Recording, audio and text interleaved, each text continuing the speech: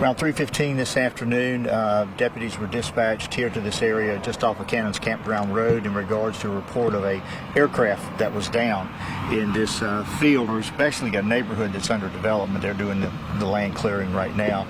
When deputies arrived on the scene, they found a single aircraft that had crashed in the field just over behind me. There was only one person on board. That was the pilot. He was out and about walking around the aircraft, and so he was in very good shape. EMS and fire arrived as protocol. EMS checked him out on scene. He did not require any medical attention from them after the preliminary check, so that was great. What he told our folks once they got on the scene was that he had taken off from the downtown Spartanburg Airport and was flying his aircraft when the engine went out on him. He tried to refire the engine, was able to do so, but he was at such a low altitude he was not able to safely climb, so he was looking for an area to land, and he chose this field behind me as a place to land, as opposed to the residential and commercial areas just quarter mile away here from us. So all in all, a very good outcome. The FAA is en route with the team to complete their investigation as per standard procedure, and so all of our units just about have gone. EMS, fire have left. I think we may have a couple of deputies on the scene just kind of holding the scene until the FAA arrives. How much damage is to the plane? I haven't seen the plane personally, but in speaking with our lieutenant on the scene, the plane did kind of turn over on the side, so it's probably going to have to be towed out of here. I don't believe it's going to be able to get out under its own power. The guy that was flying the plane, is he from the upstate, do you know? I do not know. I know the FAA will talk with him further and probably be releasing his name and information, what his destination was, or if he was just doing a local flight here.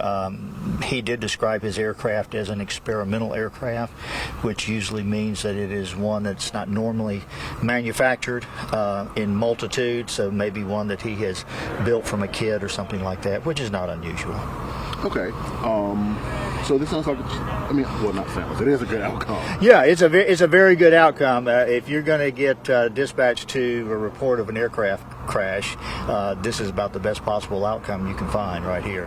Talk to me about the response. What all responding agencies initially came in? Well, we had Spartanburg County Sheriff's deputies, we had EMS, we had the local fire departments come out, and we were the ones that arrived first, which is standard protocol here in Spartanburg County. That's what we train to do.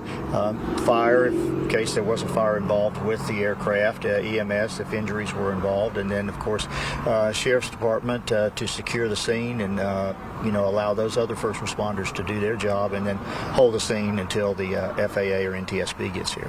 Okay, is there anything else you can tell me that I may be missing? No, not at this point. I'm sure there'll probably be further information, from the federal authorities once they arrive on scene and conduct their investigation. The area where the plane crashed, did it land in any trees or anything, or just? No, right out here in this open field.